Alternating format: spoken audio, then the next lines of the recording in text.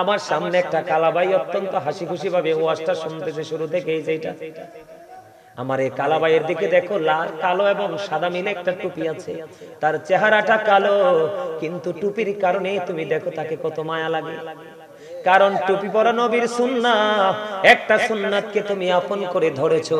নবীর প্রেম ওই যে কর্নারে কিছু যুবক টুপি পরে এসেছে, আমি তোমাদেরকে বাস্তবতা তুলে ধরলাম।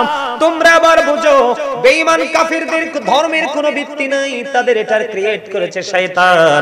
কিন্তু তোমার আমার ধর্ম হলো আল্লাহর মনোনীত ধর্ম, কিন্তু তুমি আমি মনোনীত করে নিতে পারলাম না। একটা বার তুমি নিজের বিবেককে প্রশ্ন করো, আল্লাহর দিদার পাওয়ার কোনো সম্ভাবনা আছে? নাই নাই নাই। কারণ তুমি শুধু আমল করলে চলবে না, আমলের সঙ্গে সঙ্গে তোমার পাশাপাশি একটা জিনিস তোমার হৃদয়ে কন্টিনিউ রাখতে হবে, যেটার নাম হলো তাকওয়া, ভয়।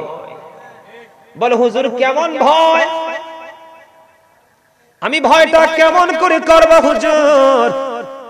তুমি মাহফিলে বসেছো, তুমি মনে করতে হবে আমি আসলে পৃথিবীর জমিনে বসেছি, কিন্তু মূলত আল্লাহ এবং আল্লাহ রাসূলের জলসায় বসেছি। কারণ এই জলসায় পৃথিবীর কোনো গল্প হবে না, আল্লাহর কোরআনের কথা হবে রে, হাদিসের কথা হবে। কথা বলো না? তোমার মধ্যে ওই ভয় রাখতে হবে এই মুহূর্তে, আল্লাহ গো আমার মধ্য দিয়ে যেন আদবের কোনো খেলাফ না হয়, কথা শোনার ক্ষেত্রে যেন কোনো ত্রুটি না হয়। তুমি সব সময় নিজেকে কি করতে হবে? অ্যালার্ট রাখতে হবে, ভয় রাখতে হবে। যদি তোমার সিনায় যদি তুমি ভয় রাখতে পারো, আল্লাহ রাব্বুল আলামিন বলেছেন আল্লাযীনা আমানু, খেয়াল করো যুবক ভাইয়েরা আমার, আল্লাহ বলেছেন আল্লাযীনা আমানু, যারা ঈমান এনেছে, ওয়া কানু ইয়াত্তাকুন, এবং তাকওয়া অবলম্বন করেছে, লাহুমুল বুশরা, তাদের জন্য সুসংবাদ, ফিল হায়াতিদ দুনিয়া, দুনিয়ার জীবনে, ওয়া ফিল আখিরা, এবং পরকালের জীবনে। আল্লাহ বলেছেন আল্লাযীনা আমানু ওয়া কানু ইয়াত্তাকুন লাহুমুল বুশরা ফিল হায়াতিদ দুনিয়া ফিল আখিরা। আল্লাহ বলেছেন যুবক, তোমরা বিশেষ করে যুবকদেরকে মিন করে বলছি, আল্লাহ বলেছেন যারা ঈমান এনেছে, তার মানে তোমরা ঈমানদার টেকসই। আল্লাহ শর্ত দিয়েছে ঈমান আনার পরে কি করতে হবে? ওয়াকানু ইয়াত্তাকুন, এবং ভয় করতে হবে, তাকওয়া হৃদয়ে ধারণ করতে হবে। তুমি ঈমানদার হওয়ার সাথে সাথে অন্তরে যদি তুমি ভয় রাখতে পারো রে, আল্লাহ সঙ্গে সঙ্গে বলে দিয়েছেন লাহুমুল বুশরা, তাদের জন্য সুসংবাদ, দুনিয়ার জীবনে, ফিল হায়াতিদ দুনিয়া ও ফিল আখিরা, দুনিয়ার জীবনে এবং পরকালের জীবনে। সুবহানাল্লাহ। এত তাড়াতাড়ি দুর্বল হয়ে পড়ছে? হ্যাঁ, আমার ওয়াজ কি মজা লাগে আপনাদের কাছে? কার কার কাছে মজা লাগে? দুই হাত সোজা করে দেখান সবার কাছে। মাশাআল্লাহ মাশাআল্লাহ, আমার বিশ্বাসটা এমনই ছিল। কারণ এই প্রতিকূল অবস্থার মধ্যে যে যুবকগুলো এসেছো, তোমাদেরকে ছোট্ট একটা ধন্যবাদ দিয়ে আমি তোমাদেরকে ছোট করব না। তোমরা কত বড় কাজ করেছো। হয়তোবা অনেকে আমার ধমক শুনে, হয়তোবা কথা ভালো লাগার কারণে তোমরা এসছো, যে কোনো কারণেই এসছো। এই আশাটা কিন্তু তোমাদের নিজেদেরকে বাঁচিয়ে দিয়েছে। অন্ধকার এক জগৎ থেকে তোমাদেরকে আলোর পথে হাঁটার নতুন একটা শিক্ষা তোমরা নিতে পারবে। তার কারণ যার মধ্যে সেন্স আছে, এটা শেষ বেলায় যদি আসে, তারপরেও তুমি সফল হয়ে যেতে পারবে। কারণ আল্লাহ কিন্তু বান্দার শেষ অবস্থার পর্যন্ত অপেক্ষা করে। আল্লাহ কিন্তু দেখো, আমরা আখির নবীর উম্মত হওয়ার কারণে কিন্তু আমাদেরকে আল্লাহ সাথে সাথে কি করে না, অ্যাকশনে যায় যায় যায় না। আমরা এখন থেকে নিজেদেরকে কন্ট্রোলিং এ নেওয়ার চেষ্টা করব। যেটা আমি বলতে চেয়েছিলাম, এই এই বাউন্ডারির ভিতরে ইয়াং ম্যান, তোমাদেরকে বলছি, এই মাহফিলের দর্শক যারা, শ্রোতা যারা, এরা বলছে ওয়াজ লাগবে, তাবারুক লাগবে না, দয়া করে তোমরা ওখান থেকে সাউন্ড দিও না, যেটা আমাদের পর্যন্ত কাছে এসে পৌঁছায়। তোমাদের যদি ওখানে কোনো কাজ থাকে তোমরা কাজ করো, তবে আদবের সাথে, নীরবতার সাথে। কারণ কথাগুলো যদিও আমার জবানের, কিন্তু কথাগুলো আল্লাহ এবং আল্লাহর রাসূলের, ঠিক কিনা বলেন? আমি ঘুরিয়ে ফিরিয়ে বন্ধু আপনাদেরকে একটা কথা বুঝাইতে চাই, বারবার আমি আপনাদেরকে বুঝাইতে চাই, আমরা পথভ্রষ্ট, আমরা প্রতিকূলতার মধ্যে আছি। তার কারণ হলো আমি দেখাইছি বন্ধু মোবাইল, এটা এত বিষাক্ত জিনিস, পৃথিবীর সকল বিষাক্ত পোকা এবং সাপে কামড় দিলে বিষ নামানো যায় রে, এই সাপের বিষ নামানোর ওঝা এখনো পৃথিবীতে আসে নাই। বলে হুজুর হুজুর কেন গো আপনি ইমোশনাল জায়গায় কেন আমাদেরকে টাচ করেছেন? আপনাদের ইমোশন নিয়ে আমি কথা বলছি, তার কারণ হলো রে এই যেটার নাম হলো মোবাইল, এটার মধ্যে যা কিছু আছে বেঈমান কাফের মুশরিকের। কার? যেটার দিকে তাকাইলে নবীজি বলেছেন জিনা লাইলুন নাজরু, চোখের জিনা হলো দেখা। সর্বপ্রথম এটার মাধ্যমে প্রতিদিন যুবক যুবতীরা বন্ধু, এটার মাধ্যমে সর্বপ্রথম বন্ধু জিনা হইতেছে। চোখে যদি জিনা করে কলবের জিনা ওটো হয়ে যায়। কথা কোন? চোখ যদি আপনার নষ্ট হয়ে যায়, আপনার মন সব সময় নষ্ট দিকে চাইবে। কথা কি আমার বোঝেননি? একটা এক্সাম্পল দিলাম। ছেলেরা মেয়েরা এটার মধ্য থেকে পোশাকের ডিজাইন বন্ধু আইডেন্টিফাই করে। এখন বলে হুজুর এটার কাছে কেন বারবার আপনি ঘুরি ঘুরি ফিরে ফিরে আসেন? তার রহস্য আছে, আমি এখনো আমার আসল ওয়াজে ঢুকি নাই। আমি শুধু আপনাদেরকে জাস্ট অ্যাক্টিভ করার জন্য বিভিন্ন দিক থেকে তথ্য দিচ্ছি। এই জায়গাতে আমার বারবার ফিরে আসার কারণ হলো কংগ্রেসের আমার ভাই আমার বাবারে, তোমরা তো পাথরের চাইতেও শক্ত। এত ছোট্ট একটা মাহফিলের প্যান্ডেল তোমরা ফিল আপ করতে পারোনি, কাল হাসুরের দিন কি জবাব আমার আল্লাহ কি দিবা? তোমাদের বিপদের কোনো শেষ থাকবে না। রাত দিন তোমরা এত বেশি বেঈমান কাফিরদের সংস্কৃতি তোমরা লালন করছো রে। তোমরা আল্লাহ এবং আল্লাহর হাবিবের আদর্শকে দিন দিন কুরবানি করছো। আমি বলি এটার মধ্যে যা আছে সব বেঈমানদের, এবং তোমরা যা চর্চা করছো সেটাও বেঈমানদের। আমি সর্বপ্রথম যদি বাচ্চাদের ছেলেদের মাথার দিকে তাকাই, আপনারা দেখেন বাচ্চাদের মাথার চুলের দিকে তাকায়া দেখেন। এখানে না বসলে পিছনে দাও, তুমি কাছে আসো, তুমি সামনে আসো, সামনে আসো।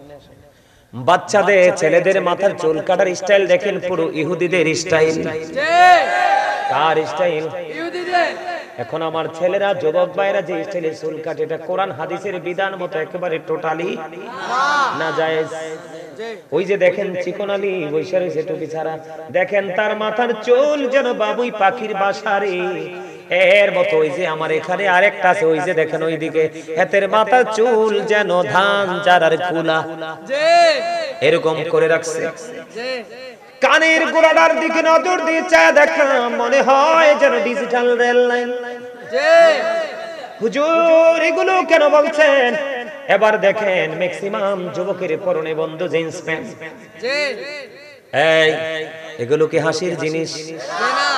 তোমরা চিন্তা করো, ভাবো এই মাহফিল চাইলো আগামীকালকে আর করা সম্ভব নয়। দাড়িটা যখন যুবকেরা রাখে, অনেক ছেলে বিয়ের আগে দাড়ি রাখে, কিন্তু দেখতে লাগে আস্তাব যেন মুসি। বলে হুজুর কেন মুসি বললেন? ওই যে ইহুদি নাসারা বেঈমান কাফেরেরা তোমার ইসলামকে কলঙ্কিত করার জন্য তোরা তোমার আদর্শকে কলঙ্কিত করছে।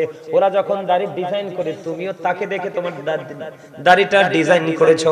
তোমরা জানো না তারা এবং তোমাদের মধ্যে আকাশ পাতাল পার্থক্য। আল্লাহ রাব্বুল আলামিন বলেছেন উইদ্দাত লিল কাফিরিন, তারা বন্ধু জাহান্নামী, কাফিরদের জন্য জাহান্নাম বরাদ্দ। তোমার পোশাক আশাক যা কিছু, তোমার খাবার দাবার ম্যাক্সিমাম বেঈমান কাফিরদের থেকে তোমরা শিখছো, অথচ ওরা আল্লাহ বলেছেন ওরা জাহান্নামী। আর তোমরা যারা আজকে বেঈমান কাফিরকে ফলো করছো, আল্লাহ তোমাদের সম্পর্কে ওয়াজ করতেছে উইদ্দাত লিল মুত্তাকিন, তোমাদের জন্য আল্লাহ বরাদ্দ করেছে জান্নাত, তোমরা জান্নাতি। কিন্তু জান্নাতি হওয়ার পরেও তোমরা জাহান্নামীদেরকে ফলো করতে করতে তোমরা ধ্বংস হয়ে গেছো। এবার আমি বলি বন্ধু যুবক, ম্যাক্সিমাম যুবকের পরনে জিন্স প্যান্ট। আপনারা বলেন জিন্স প্যান্ট পরলে লজ্জাস্থান ঢাকা থাকে নাকি ফাঁকা থাকে? ওয়া উজলিফাতিল জান্নাতু লিল মুত্তাকিন,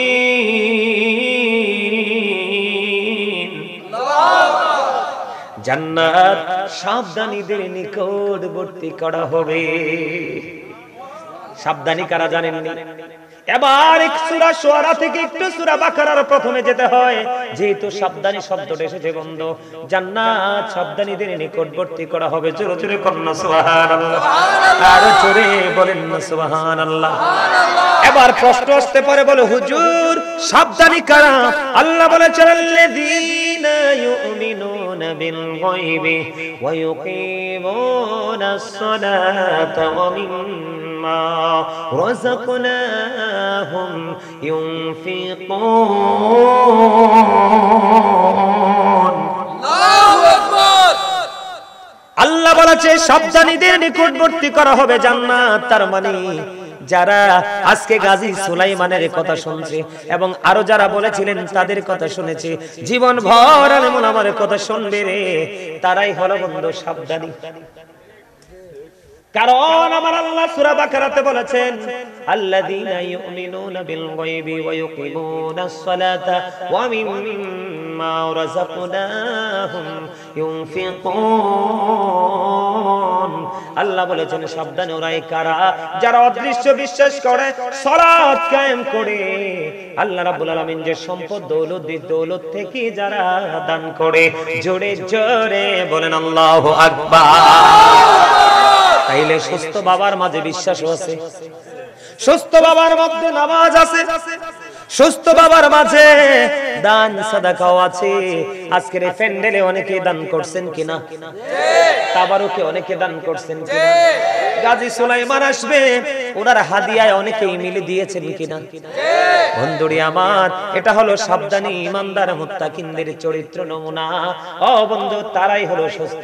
সুস্থরা উপারে নিরাপদে থাকবে, কিন্তু অসুস্থ যারা এখনো পর্যন্ত মাহফিলে আসতে পারো নাই, তোমাদেরকে আমি অসুস্থ ছাড়া কিছুই বলতে পারবো না। অসুস্থদের ধন সম্পদ সন্তান কোনো কিছুই কাজে লাগবে না।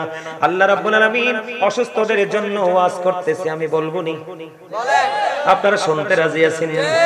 আল্লাহ রাব্বুল আলামিন বলেছেন বুররিজাতিল জাহিমু লিল গাবিন। আল্লাহু আকবার। দুজক প্রকাশিত হবে অবাধ্যদের জন্য। ও বন্ধু, দুজক প্রকাশিত হবে কার জন্য? কথা শুনেন না, কথা বলেন। দুজকটা প্রকাশিত হবে কার জন্য? অবাধ্যদের জন্য, অকৃতজ্ঞদের জন্য। অবাধ্য কারা? আজকে দিনের দাওয়াত হচ্ছে, আপনি আসছেন না, অবাধ্য করেছেন। কথা কন না কেন? আরো জোরে বলেন। অবাধ্যদের নমুনা কিনা? আজ হাইয়া আলাস সালাহ জান হয়ে গেল, মসজিদে গেলেন না, অবাধ্য কিনা? আপনার কাছে আল্লাহর রাস্তে মসজিদের জন্য হাত পেতেছে, যা পারেন তা দেন, দিলেন না, অবাধ্যতা কিনা? নবীজি বলেছে, আল্লাহ বলেছেন তোমরা তোমাদের সন্তানদেরকে হালকা জাহান্নাম থেকে বাঁচাও, আপনি বাঁচানোর চেষ্টা করলেন না। নবীজি বলে দিয়েছে তোমরা তোমাদের সন্তানদেরকে নবীর ভালোবাসা শিখাও, নবীর পরিবারের ভালোবাসা শিখাও রে, কোরআন তেলাওয়াত শিখাও। আপনি এগুলো করলেন না, আপনি অবাধ্য হয়ে গেছেন, আপনি অকৃতজ্ঞ হয়ে গেছেন। ওই অবাধ্য অকৃতজ্ঞদের জন্য প্রকাশ করা হবে জাহান্নাম। জোরে জোরে কন্না নাউজুবিল্লাহ।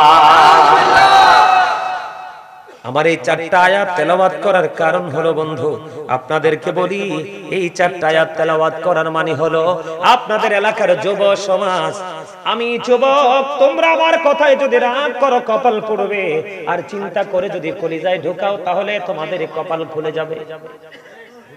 বলে কেন বললাম?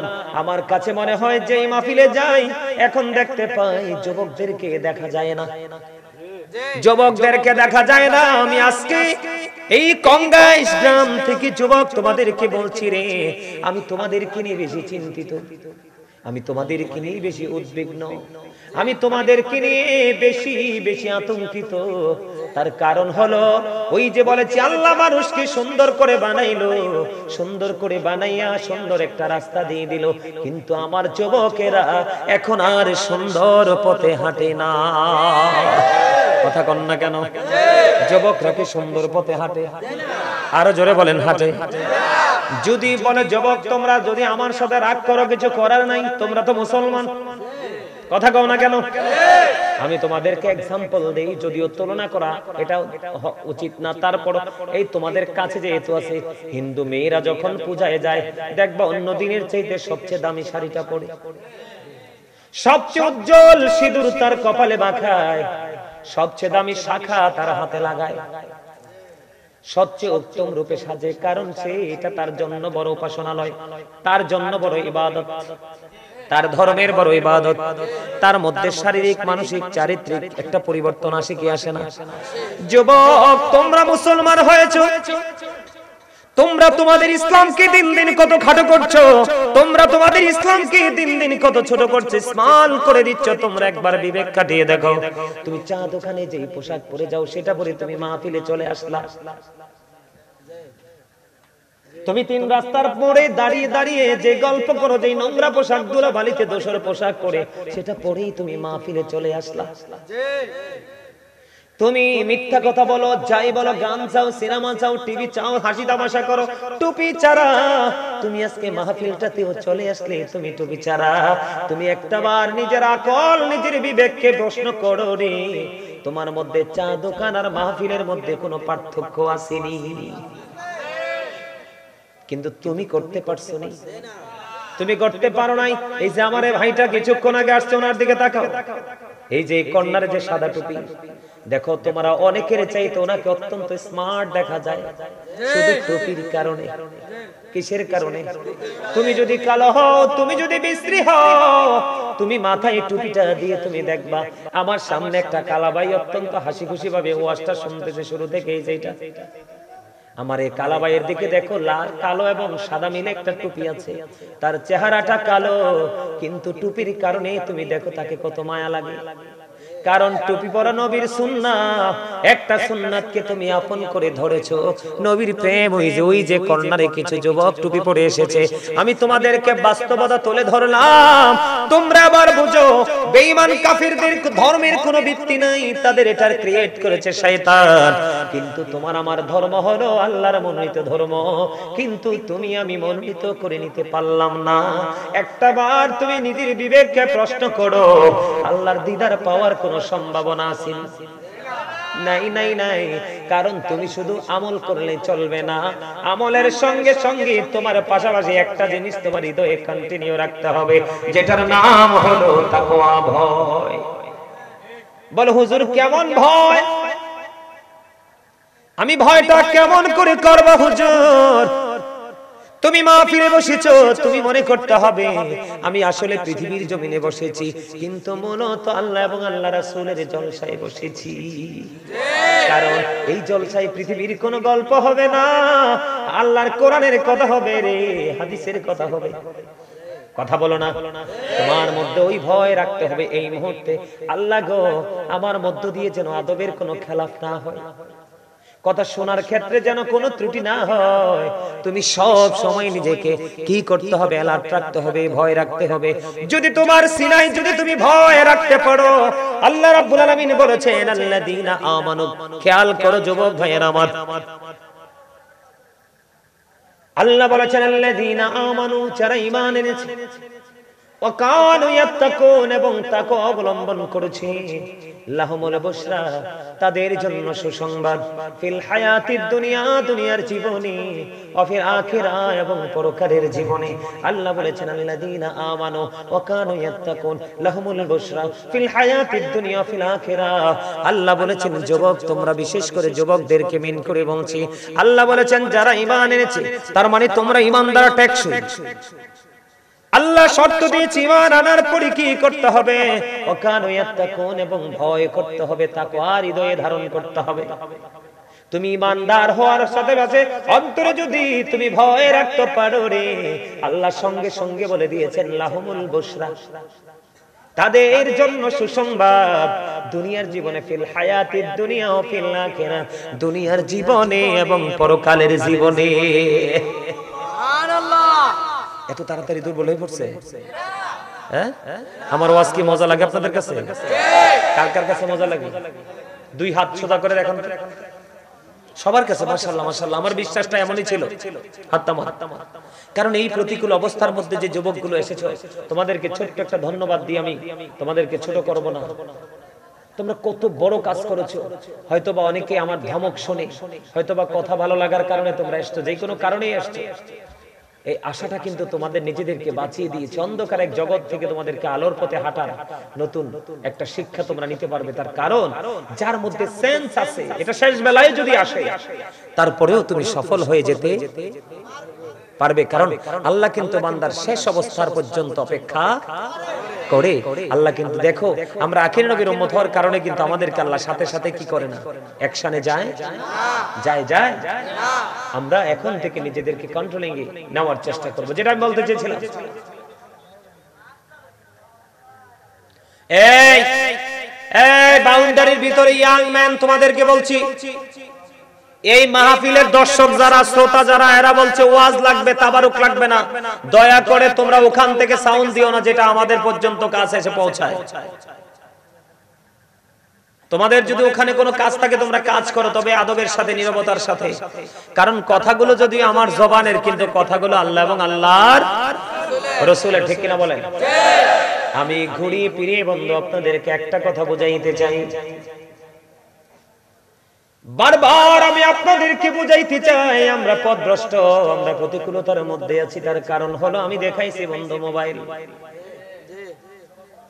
এটা এত বিষাক্ত জিনিস, পৃথিবীর সকল বিষাক্ত পোকা এবং সাপে কামড় দিলে বিষ নামানো যায় রে, এই সাপের বিষ নামানোর ওঝা এখনো পৃথিবীতে আসে নাই। বলে হুজুর কেন গো, কেন গো, আপনি ইমোশনাল জায়গায় কেন আমাদেরকে টাচ করেছেন? আপনাদের ইমোশন নিয়ে আমি কথা বলছি, তার কারণ হলো রে, এই যেটার নাম হলো মোবাইল, এটার মধ্যে যা কিছু আছে বেঈমান কাফের মুশরিকের। কার? যেটা দিকে তাকাইলে নবীজি বলেছেন জিনা লাইলুন নাজরু, চোখের জিনা হলো দেখা। সর্বপ্রথম এটার মাধ্যমে প্রতিদিন যুবক যুবতীরা বন্ধু, এটার মাধ্যমে সর্বপ্রথম বন্ধু জিনা হইতেছে। চোখে যদি জিনা করে কলবের জিনা ওটা হয়ে যায়। কথা কোন? চোখ যদি আপনার নষ্ট হয়ে যায়, আপনার মন সব সময় নষ্ট দিকে চাইবে। কথা কি আমার বোঝেননি? একটা এক্সাম্পল দিলাম, ছেলেরা মেয়েরা এটার মধ্য থেকে পোশাকের ডিজাইন বন্ধু আইডেন্টিফাই করে। এখন বলে হুজুর এটার কাছে কেন বারবার আপনি ঘুরি ঘুরি ফিরে ফিরে আসেন? তার রহস্য আছে, আমি এখনো আমার আসল ওয়াজে ঢুকি নাই। আমি শুধু আপনাদেরকে জাস্ট অ্যাক্টিভ করার জন্য বিভিন্ন দিক থেকে তথ্য দিচ্ছি। এই জায়গাতে আমার বারবার ফিরে আসার কারণ হলো, কংগাইছেন আমার ভাই, আমার বাবারে, তোমরা তো পাথরের চাইতেও শক্ত। এত ছোট্ট একটা মাহফিলের প্যান্ডেল তোমরা ফিল আপ করতে পারোনি, কাল হাসুরের দিন কি জবাব আমার আল্লাহ কি দিবা? তোমাদের বিপদের কোনো শেষ থাকবে না। রাত দিন তোমরা এত বেশি বেঈমান কাফিরদের সংস্কৃতি তোমরা লালন করছো রে, তোমরা আল্লাহ এবং আল্লাহর হাবিবের আদর্শকে দিন দিন কুরবানি করছো। আমি বলি এটার মধ্যে যা আছে সব বেঈমানদের, এবং তোমরা যা চর্চা করছো সেটাও বেঈমানদের। আমি সর্বপ্রথম যদি বাচ্চাদের, ছেলেদের মাথার দিকে তাকাই, আপনারা দেখেন বাচ্চাদের মাথার চুলের দিকে তাকায়া দেখেন, এখানে না বসলে পিছনে দাও, তুমি কাছে আসো, তুমি সামনে আসো, সামনে আসো। বাচ্চাদের, ছেলেদের মাথার চুল কাটার স্টাইল দেখেন পুরো ইহুদিদের স্টাইল। কার স্টাইল? ইহুদিদের। এখন আমার ছেলেরা, যুবক ভাইরা যে স্টাইলে চুল কাটে, এটা কোরআন হাদিসের বিধান মতো একেবারে টোটালি নাজায়েজ। ওই যে দেখেন চিকন আলী বৈশা রয়েছে টুপি ছাড়া, দেখেন তার মাথার চুল যেন বাবুই পাখির বাসারে এর মতো। ওই যে আমার এখানে আরেকটা আছে, ওই যে দেখেন ওইদিকে, হাতের মাথার চুল যেন ধান চারার কুলা, এরকম করে রাখছে। কানের গোড়াটার দিকে নজর দিয়ে চায় দেখা, মনে হয় যেন ডিজিটাল রেল লাইন। হুজুর এগুলো কেন বলছেন? এবার দেখেন ম্যাক্সিমাম যুবকের পরনে বন্ধু জিন্স প্যান্ট। এই এগুলো কি হাসির জিনিস? তোমরা চিন্তা করো, চিন্তা করো, ভাবো, এই মাহফিল চাইলো আগামীকালকে আর করা সম্ভব নয়। দাড়িটা যখন যুবকেরা রাখে, অনেক ছেলে বিয়ের আগে দাড়ি রাখে, কিন্তু দেখতে লাগে আস্তাব যেন মুসি। বলে হুজুর কেন মুসি বললেন? ওই যে ইহুদি নাসারা বেঈমান কাফেরেরা তোমার ইসলামকে কলঙ্কিত করার জন্য তোরা তোমার আদর্শকে কলঙ্কিত করছে। ওরা যখন দাড়ি ডিজাইন করে তুমিও তাকে দেখে তোমার দাড়িটা ডিজাইন করেছো। তোমরা জানো না তারা এবং তোমাদের মধ্যে আকাশ পাতাল পার্থক্য। আল্লাহ রাব্বুল আলামিন বলেছেন উইদ্দাত লিল কাফিরিন, তারা বন্ধু জাহান্নামী কাফিরদের জন্য জাহান্নাম বরাদ্দ। তোমার পোশাক আশাক যা কিছু তোমার খাবার দাবার ম্যাক্সিমাম বেঈমান কাফিরদের থেকে তোমরা শিখছো, অথচ ওরা আল্লাহ বলেছেন ওরা জাহান্নামী। আর তোমরা যারা আজকে বেঈমান কাফিরকে ফলো করছো, আল্লাহ তোমাদের সম্পর্কে ওয়াজ করতেছে উইদ্দাত লিল মুত্তাকিন, তোমাদের জন্য আল্লাহ বরাদ্দ করেছে জান্নাত, তোমরা জান্নাতি। কিন্তু জান্নাতি হওয়ার পরেও তোমরা জাহান্নামীদেরকে ফলো করতে করতে তোমরা ধ্বংস হয়ে গেছো। এবার আমি বলি বন্ধু যুবক, ম্যাক্সিমাম যুবকের পরনে জিন্স প্যান্ট। আপনারা বলেন জিন্স প্যান্ট পরলে লজ্জাস্থান ঢাকা থাকে নাকি ফাঁকা থাকে? আরো জোরে বলেন, ঢাকা না ফাঁকা? 100% ফাঁকা। আমি ফাঁকাটা কেমন করে? একটা ছেলে সাজ করে গেঞ্জি পরে, এখনকার ছেলেরা তো পাঞ্জাবি পরেই না। হিন্দুদের পূজায় যায়, বিয়ে বাড়িতে যায়, রং তামাশায় যায়, পাঞ্জাবি পরে, অথচ পাঞ্জাবি পরে সুন্নাত নামাজে পাঞ্জাবি পরে না। ও বন্ধু, শর্ট শার্ট শর্ট গেঞ্জি পরে যায়। আমি নিচেও কত দেখছি, সামনের কাতারে জিন্স প্যান্ট পরে রুকু দিয়েছে, পিছনের কাতার থেকে তার পিছন দিক তার লজ্জাস্থান দেখা যায়। আছে না নাই? এবার আসেন, এটা কোরআন হাদিস থেকে আমি বলবো এটা কতটুকু বৈধ না অবৈধ। ও যুবকেরা, তোমরা হৃদয়ে খুলে শোনো, যদি তোমরা বুদ্ধিমান হও, তোমরা যদি ইন্টেলিজেন্ট হও, তাহলে তোমাদের মানসিক পরিবর্তন আসবে। আর যদি তোমাদের বুদ্ধি না থাকে, আমার কিছু করার নাই। আমার দায়িত্ব তোমাদের সামনে বাস্তবতা থেকে অন্যায় অপরাধগুলো তুলে ধরা। যুবকের দল, আল্লাহ বলেছে কোরআনে, আল্লাহ 3 শ্রেণীর পোশাক দিয়েছে বান্দার জন্য। একটা লজ্জাস্থান ঢাকার পোশাক, আরেকটা সাজের পোশাক, আরেকটা হলো তাকওয়ার পোশাক। আল্লাহ বলেছেন লিবাসুত তাকওয়া যালিকা খায়র। আল্লাহ বলেছেন আল্লাহর কাছে সবচেয়ে উত্তম পোশাক হলো তাকওয়ার পোশাক। ও যুবক, এই তাকওয়ার পোশাক পরা ফরজ রে। এটা এদিকে তাকাও যুবক বন্ধুরা, আমার দিকে তাকাও। আল্লাহর কোরআন থেকে, হাদিসে আমি যাই না, এটা কোরআন থেকে বলছি। এই আল্লাহ রাব্বুল আলামিন বলে দিয়েছে ইমানদার পুরুষের পোশাকটা লুঙ্গি হোক, প্যান্ট হোক, পায়জামা হোক, ট্রাউজার হোক, যেই প্যান্টই তুমি পরো, যেটাই পরো, উপর দিক দিয়ে থাকবে নাভি বরাবর অথবা নাভির উপরে, কোনো ভাবেই নাভির নিচে যাইতে পারবে না। আর নিচের দিক দিয়ে থাকতে হবে এই যে টাকনো বন্ধু, টাকনোটার উপরে কোনো ভাবেই বন্ধু টাকনোর নিচে যাওয়া যাবে না। কোনো কারণে যদি টাকনোর নিচে চলে যায় রে, তাহলে বন্ধু তোমার এই পোশাকটা তোমার জন্য অবৈধ হয়ে যাবে। ইভেন নামাজ পর্যন্ত আল্লাহর দরবারে কবুল হবে না। এবার আমি হাদিস শরীফে যাই, তোমরা কত অন্যায় করছো, তোমরা কত অপরাধের সাথে যুক্ত হচ্ছ। বেঈমান কাফেরদের শুটিং কি শুধু ফলো করে করে যুবক আমার দিকে তাকাও। আমার নবীজি মসজিদের মধ্যে অপেক্ষমান, হঠাৎ করে দেখতেন এক ব্যক্তি এসে নামাজের নিয়ত বেঁধে ফেললো। নামাজের নিয়ত যখন বাঁধলো, নবীজি বললেন তুমি ওযু করে আসো। তিনি নামাজের নিয়ত ভেঙে ওযু করতে গেলেন। ওযু করে এসে তিনি আবার নামাজের নিয়ত বাঁধলেন। আবার নবীজি বললেন তুমি ওযু করে আসো। এমনি করে করে বন্ধু আবার তিনি ওযু করতে গেলেন। আবার ওযু করে এসে নামাজের নিয়ত বাঁধলেন। আবার বললেন তুমি ওযু করে এসো।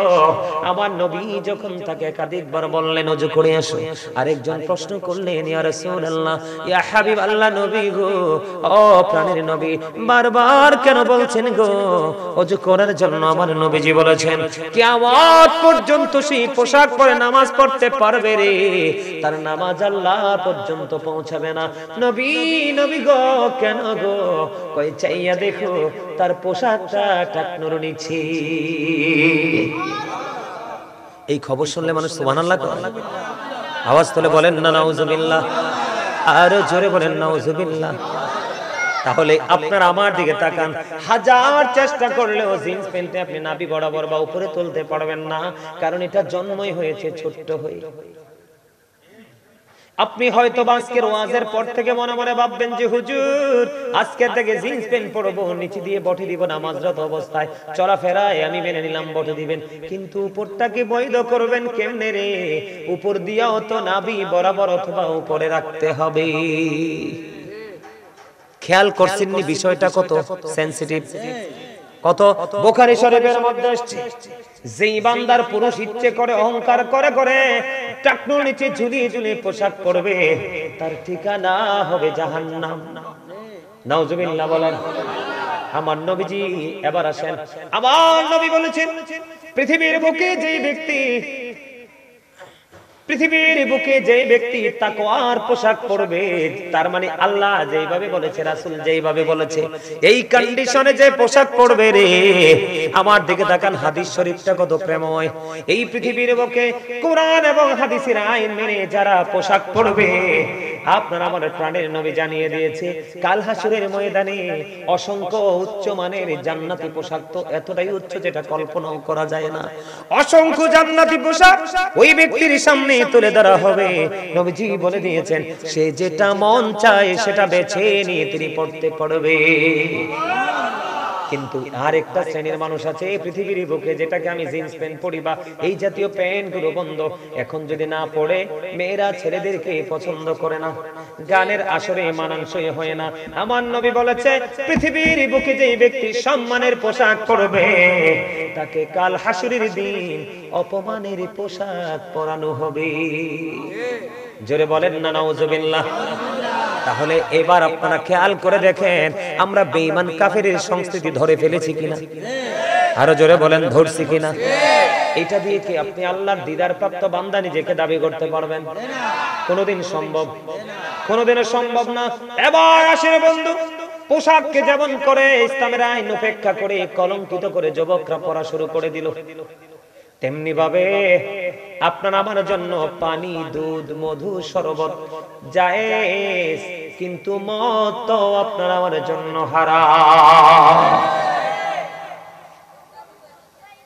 কথা বলেন না কেন? মদ কি মুসলমানের জন্য হারাম? ইয়াবা কি, আফিম কি, এই যে নেশা জাতীয় ইয়াবা, বাবা কত গাঁজা, মদ, এগুলো কি হারাম না হালাল? এখন আপনাদের এলাকার ছেলেরা এগুলো খায়নি, ও মামা কি কর, জুয়াও খেলে? আল্লাহ গো। তবে জুয়াটা আমি বিশ্বাস করি কেমনে জানেন? জুয়াটা খেলে এটা দিয়ে, জুয়াটা খেলে কি দিয়ে? এটা দিয়ে। তাইলে আমি আবার একটা ওয়াজ করব, আপনারা ধৈর্য ধরে শুনবেন তো, সবাই শুনবেন, কেউ তো কিছু ডিস্টার্ব করবেন না, ধৈর্য ধরতে হবে। শোনার মানেন বা না মানেন পরের ব্যাপার, তবে আগে আপনাকে মন দিয়ে শুনতে হবে। কথা বলেন। আমি শুরুতেই বলেছি আপনাদেরকে ধমকেশ্বরের কথা বলেছি, বাবাগুলো অ্যাক্টিভ না, কারণ সন্তানগুলোকে মানুষ বানাইতে পারে নাই। বাবার জীবনের চরম বন্ধ ব্যর্থতা মনে রাখবেন। একটা বাবা সন্তানকে কোটি কোটি টাকা দিয়ে গেল, অনেক জায়গা দিয়ে গেল, অনেক সোনা গয়না দিয়ে গেল। ওই বাবার চাইতে যেই বাবাটা সন্তানকে সোনা গয়না, টাকা পয়সা, বাড়ি গাড়ি দিতে পারলো না, কিন্তু নে পরায়ণতা, আদব কায়দা শিখিয়ে গেল, ওই বাবাকে বলতে হবে অল দ্য বেস্ট। কথা বলেন না কেন? আমার দিকে তাকান বন্ধু, আমি একটু তেলাওয়াত করি। এই তোমাদের কমিটির লোক কি এনে মুরব্বি না ফলাফল? মুরব্বি কিটা কইতাম কওছেন? আমার দিকে তাকান বন্ধু, আমি একটু তেলাওয়াত করি। ওদিকে তাকায়েন না আপনারা, একটু দেখেন এই যে মদ, জুয়া, এই যে নেশা, এটা কতটা ভয়ঙ্কর জিনিস। আমার দিকে তাকান। আল্লাহ রাব্বুল আলামিন বলেছেন ইয়া আইয়ুহাল্লাযীনা আমানু, এদিকে তাকান না, আপনারা কথা বললেন না। আরে ভাই আমি তো জানি বাইরে আছে তারা কি, তাদেরকে নিয়ে আমার কোনো ইন্টারেস্ট নাই, ইন্টারেস্ট তো আমার আপনাদেরকে নিয়ে, কারণ আপনারা অনেক আগে থেকে এসে বসেছেন, নিশ্চয়ই একটা আশা নিয়েই তো বসছেন। আমার ওয়াজগুলো বাস্তবতা নিয়ে ওয়াজ করতেছি, এটা কি খারাপ লাগে আপনাদের কাছে? খারাপ লাগে? সবার কাছে ভালো লাগে? আলহামদুলিল্লাহ বলেন আলহামদুলিল্লাহ। আল্লাহ আমাদের সবাইকে কবুল করে নিক। আরো জোরে বলো না আমিন। আরো জোরে বলো না আমিন। মনে রাখতে হবে পদ্মা মেঘনা যমুনার তীরে কত ঢেউ চলে যায় আসে না তো ফিরে। আমিও চলে যাব এমনি করে, বলেন আমিও চলে যাব এমনি করে, আসব না কভু ফিরে। বলেন পদ্মা তীরে কত ঢেউ চলে যায় আসে না তো ফিরে। বাস্তব কথা না? যখন তোমার কেউ ছিল না তখন ছিলাম আমি, এখন তোমার সব হয়েছে পর হয়েছি আমি। যখন তোমার কেউ রবে না রব শুধু আমি, আমার কাছে আসতে হবে মনে রেখো তুমি। তোরা চাষতে কিছু, তোরা চাষতে কিছু কারো কাছে খোদার মদদ ছাড়া, অন্যের ওপর ভরসা ছেড়ে নিজের পায়ে দাঁড়া। আমার কথা ব্যাখ্যা করতে অনেক লম্বা সময় লাগবে। কথা বুঝতে পারছেন আমার? আপনি কি নিজের পায়ে হাঁটতে পছন্দ করেন অন্যের পায়ে? ঠিক তেমনি ভাবে নিজেকে স্থির করতে হবে। আমি চলে যাওয়ার পরে কেউ আমার জন্য হাদিয়া পাঠাবে, আর সেই হাদিয়ার দোহাই দিয়ে আমি আল্লাহর কাছে সাহায্য চাইবো, এই প্রত্যাশা আমি কোনোদিন করব না। আমি যাওয়ার আগে ওপারের বাজারটা আমি করে নিয়ে যাব। নিজের পায়ে দাঁড়া মানি হলো ওটাই। বুঝতে পারছেন আপনারা? আরো জোরে। বর্তমানে আপনাকে কেউ হেল্প করবে না, আপনি নিজেকে নিজে হেল্প করতে হবে, ঠিক না বলেন? বুঝে আসছেন?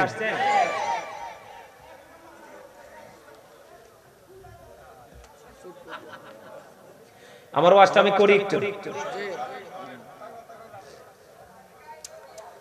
আল্লাহ রাব্বুল আলামিন বলে দিয়েছেন আমার দিকে তাকান, ইয়া আইয়ুহাল্লাযীনা আমানু ইন্নামাল খামরু ওয়াল মাইসিরু ওয়াল আনসাবু ওয়াল আজলামু রিজসুম মিন আমালিশ শাইতান। আল্লাহু আকবার। فاجتنبوه لعلكم تفلحون।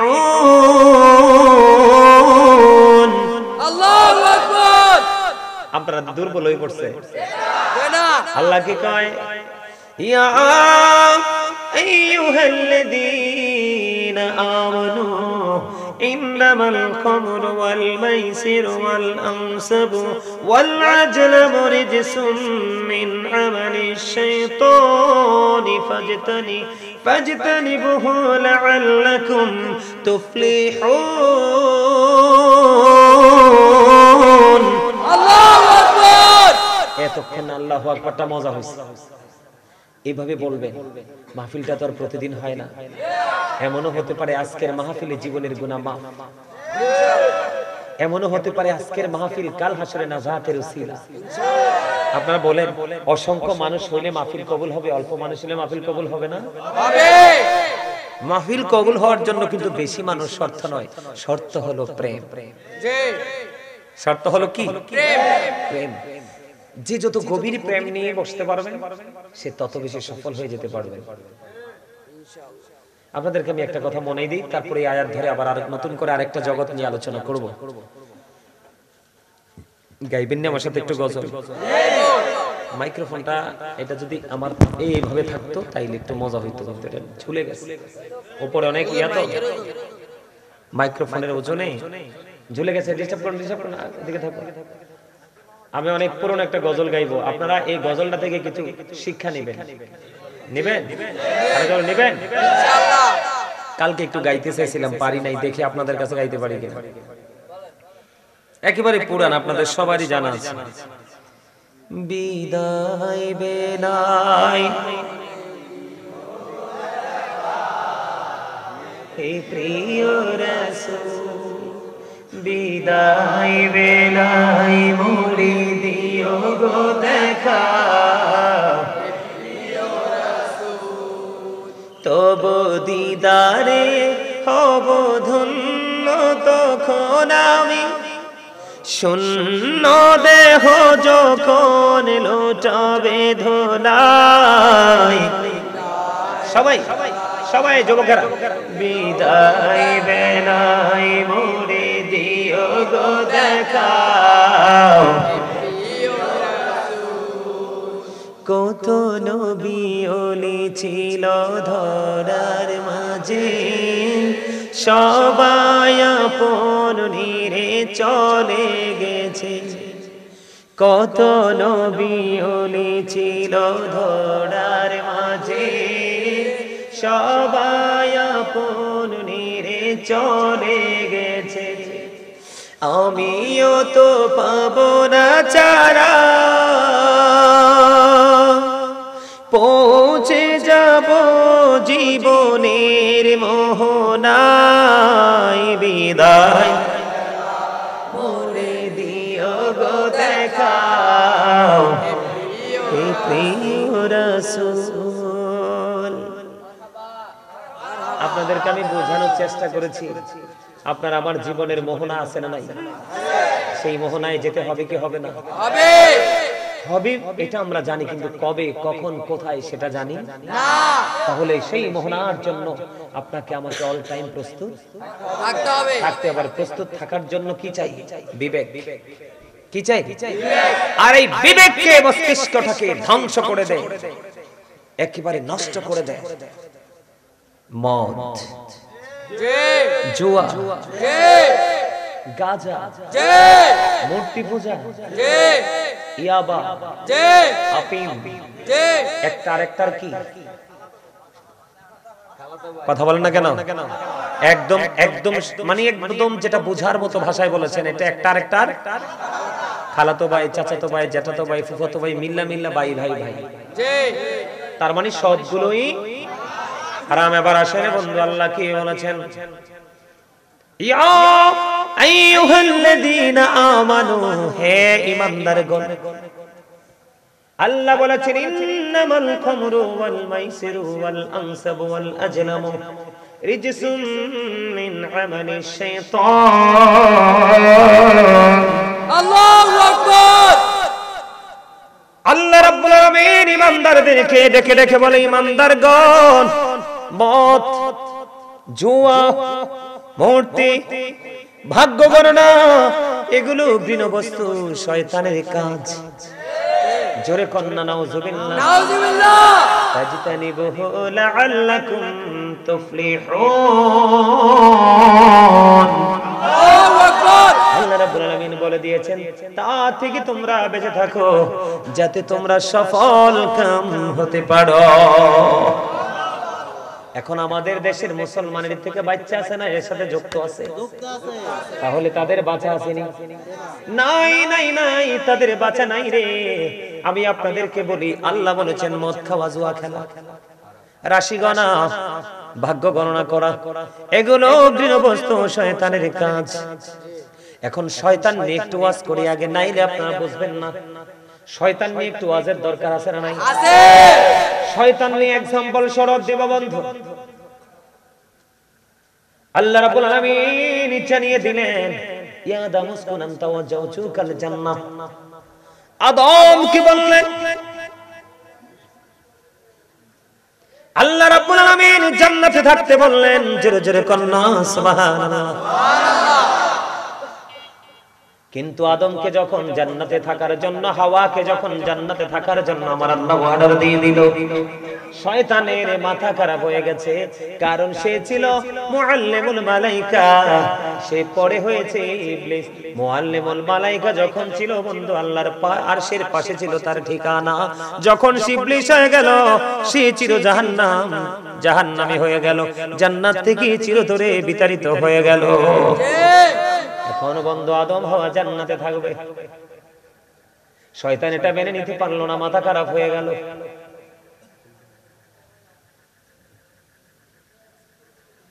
আল্লাহ রাব্বুল আলামিন এদিকে তাকান।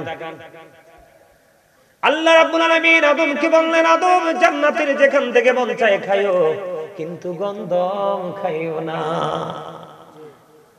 শয়তান শয়তানকে আমি বুঝাই। দেখেন আজকে আপনারা যে জান্নাতের বাগানে আসছেন, শয়তান কিন্তু মাথা খারাপ, জানেননি এটা? কারণ তার দুঃখ, তার যন্ত্রণা, তার কষ্ট হলো রে, এত চেষ্টা করেও তাদেরকে আটকাইতে পারলাম না। আমার আল্লাহ ডেকে ডেকে বলে, ও কঙ্গাইশির যুবক, আমার ভাই, আমার বাবারা, তোমরা যারা জান্নাতের বাগানে এসেছো, আমার আল্লাহর কথার সাথে তোমরা নিজেদেরকে ম্যাচ করে নিয়েছো। হুজুর আল্লাহ কি বলেছে? আল্লাহ বলেছে, ইন্না কাইদা শাইতানি কানা দাঈফা, শয়তানের মাথা খারাপ। আল্লাহ বলেন শয়তান ডিসিপশন ইজ ভেরি উইক। আল্লাহ বলে দিয়েছেন সচ্চা ঈমানদার, সচ্চা ঈমানদারদেরকে শয়তান হাজার চেষ্টা করে আটকাইতে পারবে না, কারণ মুমিনের কাছে শয়তানের ধোঁকা একেবারে দুর্বল। যুবক, আমি তোমাদেরকে খুশি করার জন্য বলছি না। প্যান্ট পরে এসেছো, লুঙ্গি পরে এসেছো, শার্ট পরে এসেছো, টুপি ছাড়া এসেছো, টুপি পরে এসেছো, তবে বাহিরের যুবকের তুলনায় তোমরা কত দামি হয়েছো। আমি যদি তোমাদের সামনে কিতাবটা খুলে কোরআন এবং হাদিস যদি পড়তে পারতাম, আমার মনে হয় তোমাদের বিবেকে, তোমাদের হৃদয়ে নূরের আলো তাৎক্ষণিকভাবে ফুটে উঠতো। তোমরা হলা দামি, ওরা হলো কম দামি। তার কারণ কাল হাসরের দিন আরশের ছায়া ছাড়া কোনো ছায়া থাকবে না। আমার নবীজি জানিয়েছে, যুবক যারা জীবন ভর আলেমদের সাথে প্রেমের ডুরি লাগাইয়া দুনিয়াতেও চলেছো, আখিরাতের বাজারে করেছো, ও আমার যুবক উম্মতেরা, তোমরা টেনশন করো না। ওই কাল হাসরের ময়দানে ভয়ঙ্কর অবস্থা হবে, কারণ আসমান থাকবে না, ভেঙে চুরে যাবে, তারকাগুলো ঝরে ঝরে পড়বে, সমুদ্র উদ্বেলিত হবে, ওই আকাশ সূর্যটা মাথার উপর থাকবে, ঘেমে দুর্গন্ধ হয়ে যাবে, ঘামের মধ্যে ডুবে থাকতে হবে। আমার নবী বলেছেন যে যুবকের সময়ে সময়ে পাল্লা দিয়ে, যুগে যুগে পাল্লা দিয়ে আমল করেছো, আমি নবীকে ভালোবেসেছো, নবীর ভালোবাসার মাধ্যমে আল্লাহকে রাজি করার চেষ্টা করেছো, ও যুবকেরা তোমরা টেনশন করো না। ওই কাল হাসরের দিন, ভয়ঙ্কর বিপদের দিনে আমার আল্লাহ তোমাদের 7 শ্রেণীর মানুষের জন্য আল্লাহর আরশের ছায়ার নিচে জায়গা রাখছে। এর মধ্যে একটা দল থাকবে, পৃথিবীর যুগে যুগে যুবকের আল্লাহর গোলামি করে করে মারা গিয়েছে, ওই সকল যুবক থাকবে আল্লাহর আরশের ছায়ার নিচে। সুবহানাল্লাহ। মনে রাখবা যে এই যুবক আল্লাহর আরশের ছায়ার নিচে জায়গা পাবে রে, তার হিসাব নিকাশের কোনো ভয় করার দরকার নাই। মনে করতে হবে এটা আল্লাহর মনোনীত হয়ে গেছে।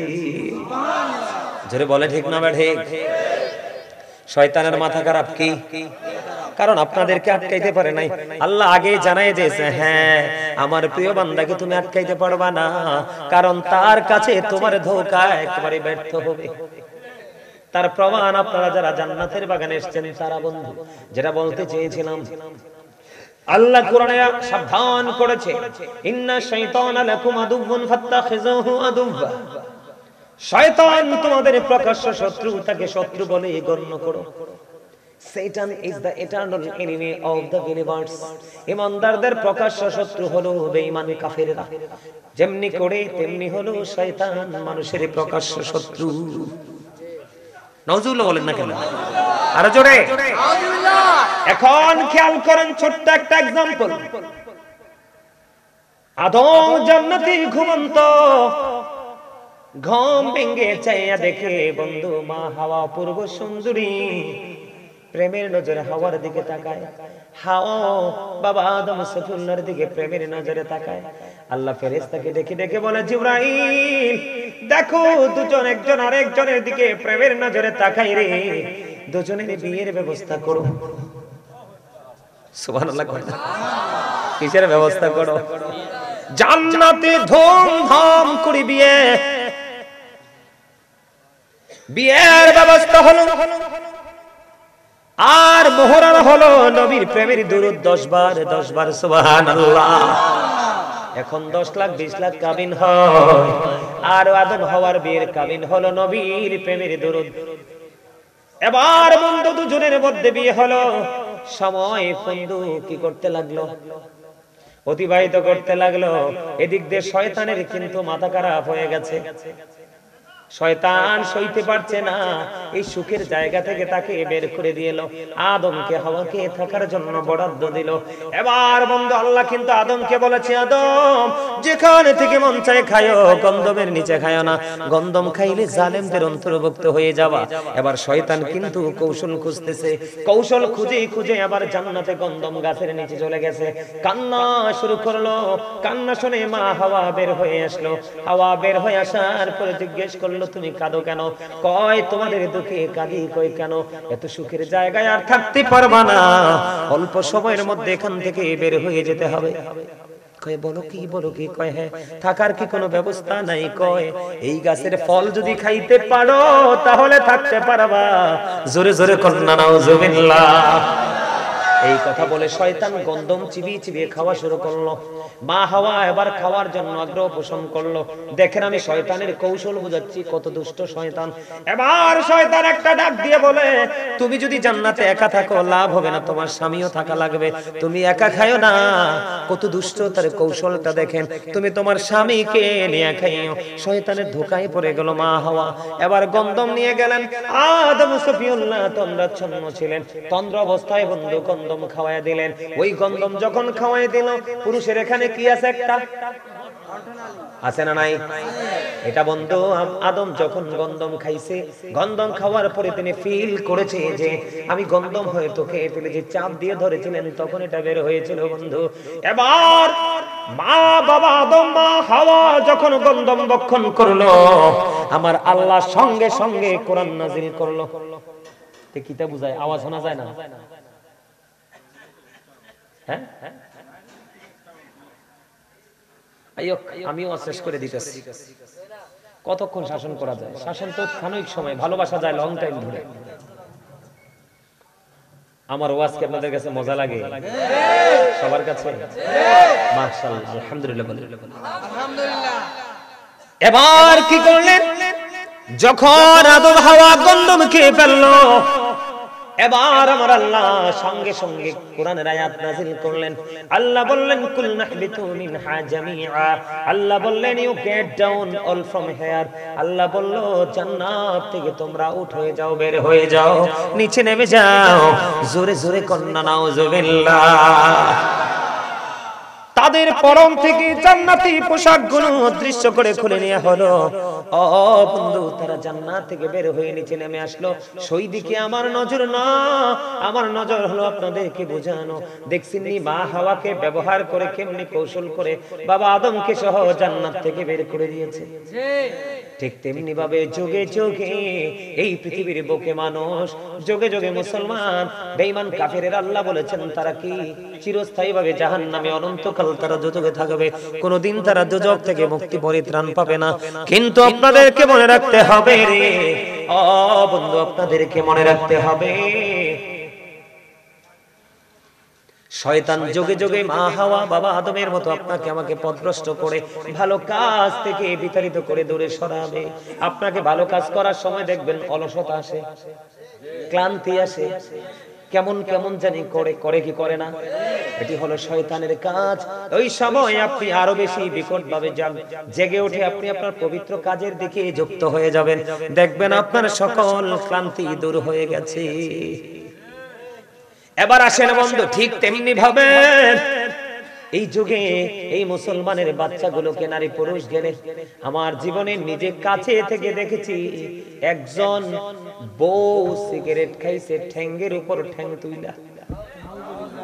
আমার নিজের এই দুই চোখ দিয়ে দেখছি। এখন মেয়েরাও নাকি নেশা করে। কয়দিন আগে টিভি দেখলাম, টিভির মধ্যে দেখলাম কত হ্যান্ডসাম হ্যান্ডসাম স্মার্ট মেয়েরা বোরকা পরে নেশা করেছে, ডিবি ধরে ডিবিও পিছু নিয়েছে। আপনার চোখে পড়ছে কিনা? মদ খেয়েছে, মদ খেয়েছে। আল্লাহ কয় ইন্নামাল খামরু ওয়াল মাইসিরু ওয়াল আনসাবু ওয়াল আজলামু রিজসুম মিন আমালিশ শাইতান। মদ, জুয়া, মূর্তি, ভাগ্য গণনা ঘৃণ্য বস্তু, শয়তানের কাজ। ফাজতানিবুহু লাআল্লাকুম তুফলিহুন। এগুলো থেকে তোমরা বেঁচে থাকো, যে এগুলো থেকে যাতে তোমরা সফল হতে পারো। জোরে জোরে কন্না আল্লাহু আকবার। এবার আসেন আমি আপনাদেরকে বলি বন্ধু, আমার নবী আমার কাছে মোবাইলের মাধ্যমে বন্ধু দেখাইলে কোড করে দেখাতে পারবো, আমি মোবাইলটাতে ঢুকছি না, সময় লেগে যায়, ব্যয় হয়ে যায়।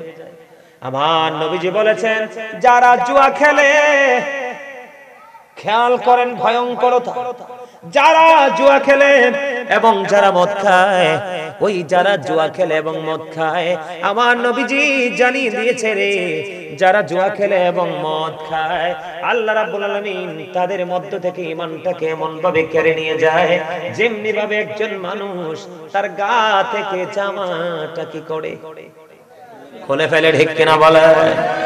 তাহলে ঈমান যে মদ খায় জুয়া খেলে তার ঈমান নাই, আল্লাহ ঈমান তার থেকে আউট করে নিয়ে গেছে, তার থেকে ঈমান বন্ধ নিয়ে গেছে।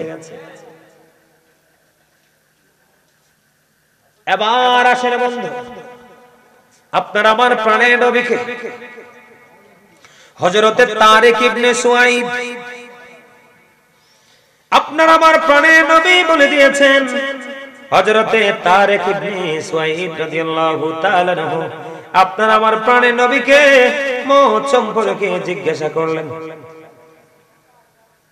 তারিক ইবনে সুয়াইদ রাদিয়াল্লাহু তাআলা আনহু আপনার আমার প্রাণের নবীকে মওত সম্পর্কে জিজ্ঞেস করলেন, ইয়া রাসূলুল্লাহ, ইয়া হাবিবাল্লাহ, নবী গো, মওত সম্পর্কে আমি কিছু জানতে চাই। আপনার আমার প্রাণের নবী তিনি বলে দিয়েছেন, মওত প্রস্তুত করো না, খেয়াল করেন, মওত তৈরি করো না। ও নবী গো, আমি মওত তৈরি করব ঔষধ হিসাবে।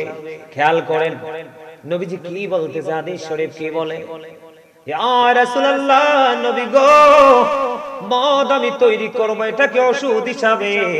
আপনার আমার প্রাণে নবী বলে দিলেন, মদ কখনো ওষুধ হতে পারে না, বরং সেটাই হলো বড় রোগ। ওমা, মদ বড় রোগ না? কথা কয় না? আজকেও দেখেছি কুমিল্লা ফৌজদারিতে, কুমিল্লা ফৌজদারিতে আজকেও দেখছি লোক দেখতে কত ফিটফাট, একজন এসে আরেকজনের কাছে টাকা চায়, মানে পাওনা না, মানে আমার টাকা দে, তো ইনি কিছু টাকা দিছে, যা চাইছে তার চেয়ে একটু কম দিছে, কয় না আমার ওইটাই লাগবে, উনি বলতেছে না আমি তোমাকে ওইটা দিব না। এমন গালি দিছে, আমি নিজ কানে শুনলাম, এমন গালি দিছে। পরে আমি জিজ্ঞেস করলাম, ভাই এই লোকটা এমন ভাবে গালাগালি করছে কেন? কয় হুজুর এ মদ খাইয়া আসছে। আরে নাউজুবিল্লাহ বলেন না কেন? আরে জোরে, কি খাইয়া আসছে?